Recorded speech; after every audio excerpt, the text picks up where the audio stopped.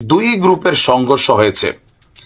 এতে নিষিদ্ধ ছাত্রলীগ কর্মীদের চাপাতির কোপে শান্ত ইসলাম নামক এক চাঁদাবাজ নেতা তার হাতের কবজি পড়ে গেছে। সালাম আলাইকুম। এই মুহূর্তে উত্তাল ঢাকা বিশ্ববিদ্যালয়ে যে কোনো সময় বড় ধরনের সংঘর্ষ ঘটতে যাচ্ছে। সাথে আরেকটা রাজনৈতিক পক্ষ ছাত্রদলের সাথে। ছাত্রদলের হাতে প্রচুর মাইর খেয়া এখানে আমরা দেখলাম যে প্রায় অর্ধ শতাধিক শিক্ষার্থী কেউ হাসপাতালে, কেউ অ্যাম্বুলেন্সে, কেউ বেডে আছে। ঘটনার প্রেক্ষাপট কি?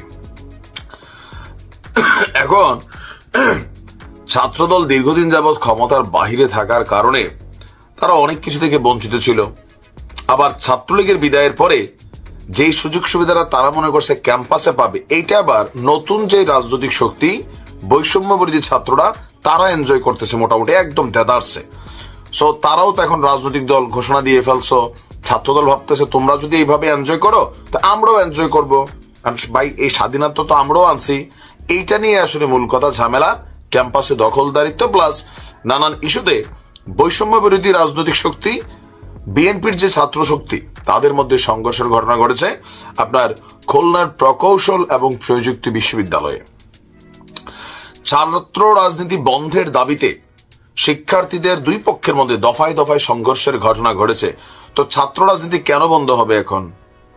এই যে ছাত্ররা কি রাজনীতি করছে না, বৈষম্য বিরোধীরা তারা তো রাজনীতি করছে, আর বেশি করছে।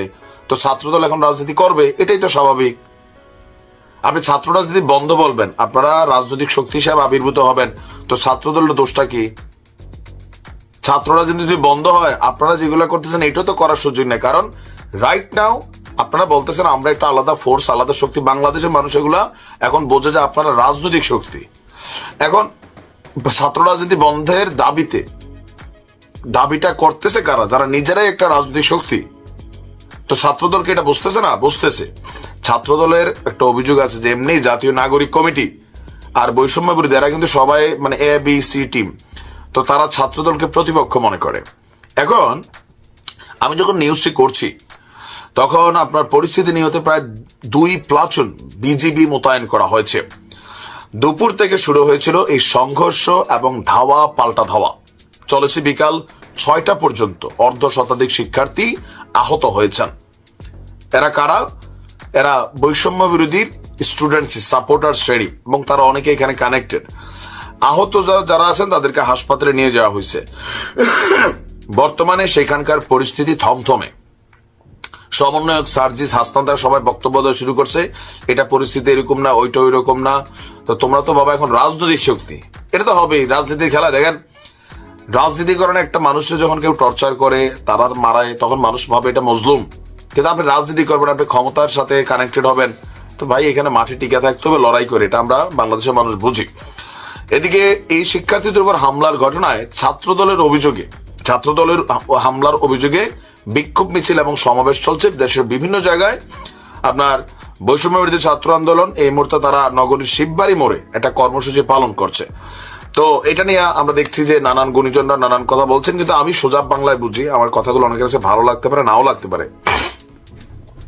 ছাত্র রাজনীতি যদি নিষিদ্ধ হয়, এই বৈষম্য বিরোধীরা এখন ছাত্র রাজনীতিতে আরো বড় একটা শক্তি হিসেবে কাজ করছে। বাকের মজুমদার ঘোষণা দিছে না যে আমরা ছাত্ররা বের হইয়া, যে ছাত্রদের কোনো দল নাই, আমরা একটা শক্তি হিসেবে। ভাই তোমরা কিসের শক্তি? শিবির আছে, ছাত্রদল আছে, ছাত্রলীগ আপাতত নাই বা তলে তলে আছে, আরো যে সংগঠন আছে। তোমরাও একটা রাজনৈতিক ফোর্স, এখন আরেকটা রাজনৈতিক ফোর্সের সাথে মোকাবেলা হবে। এখানে আমি আলাদার কোনো কিছু ক্যালকুলেশন খুঁজে পাই নাই। জোশে জোশে আমরা অন্য কথা বলার সুযোগ নেই, কারণ দল গঠিত হচ্ছে আগামী বৃহস্পতিবারে। আপনার দল সামনে চলে আসতেছে, তাদেরই টিম হচ্ছে নতুন যে ছাত্র শক্তি। বা এই যে যারা বলে ক্যাম্পাসে ছাত্র রাজনীতি চলবে না, না চললে কেউরই চলবে না। একদল বলবে আমরা ওইভাবে রাজনীতি করি না, ক্যাম্পাস কন্ট্রোল করি, এটাও একটা রাজনীতি। তোমার কাজ পড়াশোনা করা, ক্যাম্পাস কন্ট্রোল করার না। যদি ছাত্র রাজনীতি বন্ধ হয়, এই বৈষম্য বিরোধী নামক যে রাজনীতি এখন শুরু হয়েছে এটাও বন্ধ হইতে হবে। ছাত্ররা পড়াশোনা করবে, ইউনিভার্সিটিতে ছাত্র সংসদ থাকবে, কিন্তু জাতীয় নাগরিক কমিটি বৈষম্য বিরোধী যে ছাত্র রাজনৈতিক দল এরা কিন্তু এখন রাজনীতি করতেছে, আর বাহিরে কিছুই না। কারণ তাদের দল আগামী 28শে ফেব্রুয়ারি রাজনৈতিক দল হিসেবে আত্মপ্রকাশ করতেছে। এখানে নেতারা তারা এমপি হওয়ার জন্য চেষ্টা করতেছে। তারা ভিন্ন নামে আরেকটা ছাত্র সংগঠন তৈরি করতেছে, যারা বলছে বৈষম্য বিরোধীদের সাথে আমাদের কানেকশন নাই, কিন্তু সবাই তারা তাদের দলের জন্যই কাজ করতেছে। তো তাহলে ছাত্র দল রাজনীতি করলে সমস্যা কোথায়? শিবির তো করতেছেই।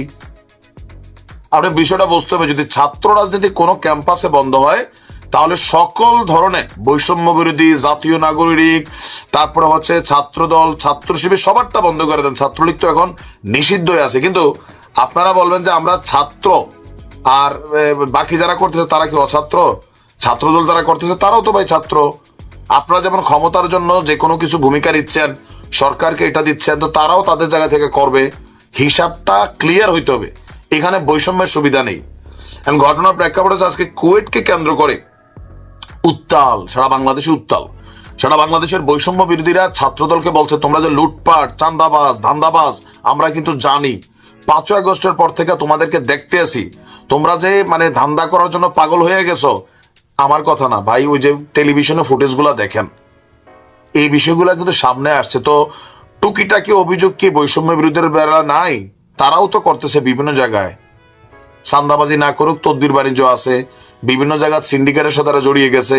এগুলো আমার কথা না, সাংবাদিক ইলিয়াসের কথা। এখন আমি যখন নিউজটি করছি একটু আগে, মানে রাত 9টার দিক থেকে বিশ্ববিদ্যালয়ের রাজু ভাস্কর্য এলাকায় বৈষম্য বিরোধী ছাত্র আন্দোলনের কর্মসূচি চলছিল। অন্যদিকে রাজু ভাস্কর্য থেকে কিছু দূরে এই মুহূর্তে অবস্থান নিয়ে আছে আপনার ডাস ক্যাফেটেরিয়া এলাকায় ছাত্র দলের নেতাকর্মীরা, তারা বিক্ষোভ কিন্তু করছে পাল্টাপাল্টি।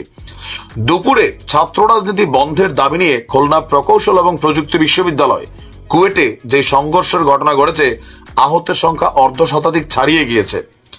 এখন বৈষম্য বিরোধী যেই ছাত্ররা আছে, এরা কিন্তু ডাইরেক্ট ছাত্র না, এরা রাজনৈতিক দলের অংশ। তারা বলছে যে এই ক্যাম্পাসে হবে না ছাত্র রাজনীতির ঠিকানা, ছাত্র রাজনীতির ঠিকানা এই কুয়েটে হবে না। দাবি মোদের একটাই, রাজনীতি মুক্ত ক্যাম্পাস চাই। এরপর তারা বিভিন্ন জায়গায় যখন ঘুরে ঘুরে স্লোগান দিচ্ছিল, তাদের নেতারা বিভিন্ন ধরনের উস্কানিমূলক কথা বলতেছিল, যেগুলো ছাত্রদলের গায়ে লাগতেছিল। ছাত্রদল অন অ্যাকশন, এই পাল্টা দাওয়াদাইয়ের মধ্যে এখন এই অবস্থা চলছে। এখন তারা বলছে যে এটা সুষ্ঠু বিচার করতে হবে, সরকার এটার বিরুদ্ধে অ্যাকশন নিতে হবে। কিন্তু সরকার অ্যাকশনটা কি নিবে? এটা কি ছাত্রলীগ যে এই ইস্যুতে সরকার দৌড় দিয়ে একটা সিদ্ধান্তে চলে যাবে?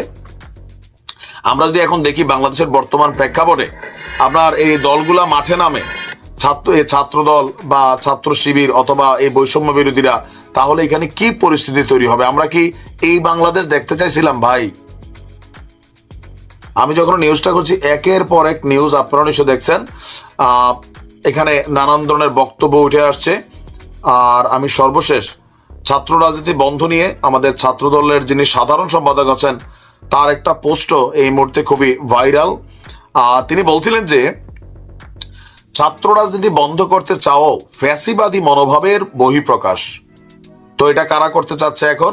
বৈষম্য বিরোধীরা। তারা বলছে যে ছাত্রদের রাজনীতি করার অধিকার কেড়ে নিতে চাওয়া অগণতান্ত্রিক, অসাংবিধানিক, আন্তর্জাতিক আইন অনুসারে এখানে তারা মৌলিক অধিকার রাজনীতি করার।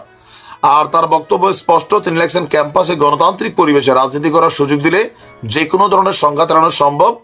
কথিত সাধারণ শিক্ষার্থীদের নামে গোপন সংগঠন, নিষিদ্ধ ঘোষিত সংগঠনের আড়ালে বিরাজনীতিকরণের চেষ্টা, এই সকল কিছুই সবার ধারণা আছে এখানে কি হচ্ছে, ছাত্রদল ক্যাম্পাসে থাকবে।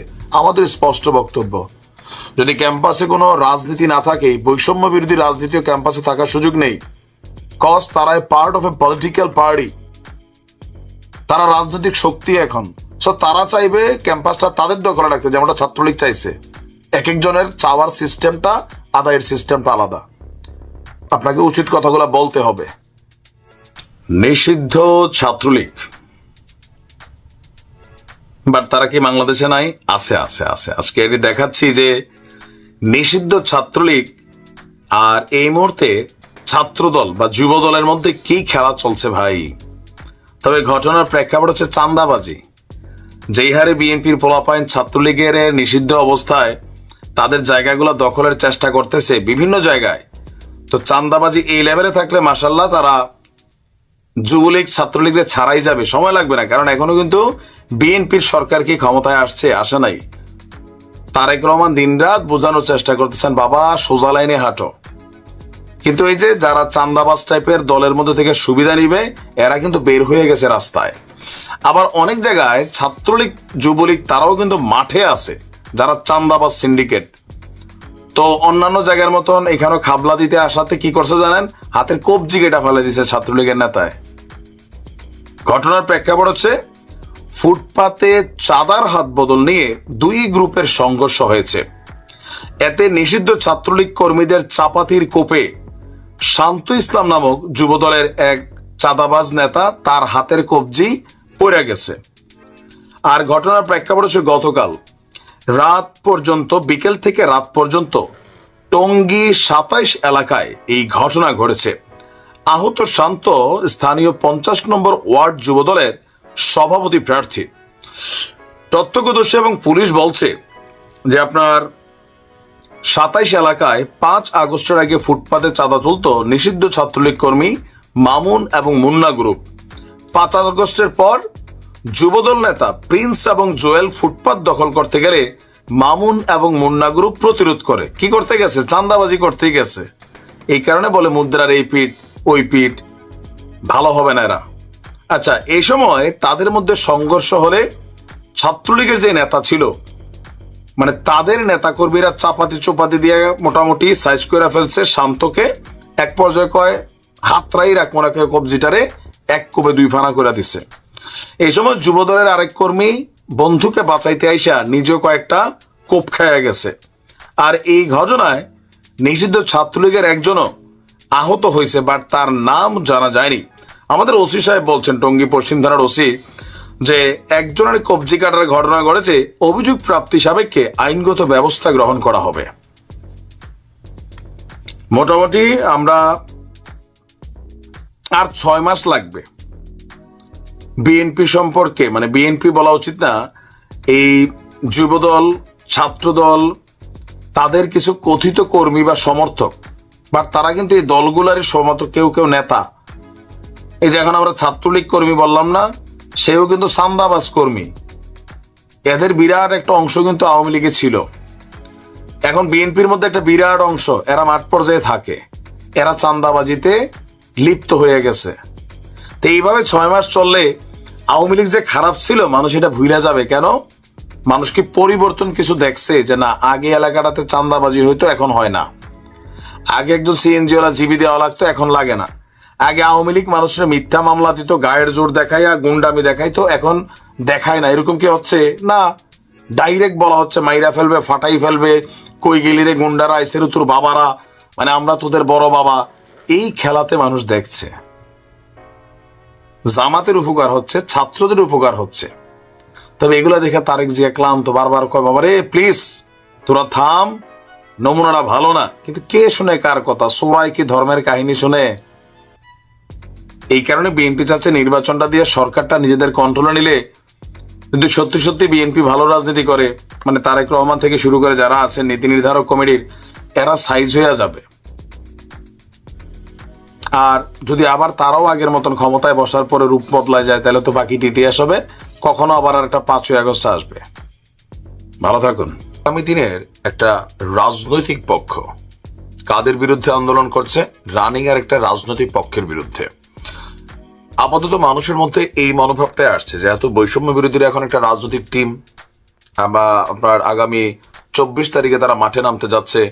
সো তাদের যে কোনো সাপোর্টার্স যে কোনো ইউনিভার্সিটিতে তারা এখন একটা রাজনৈতিক পক্ষ। আর লাগছে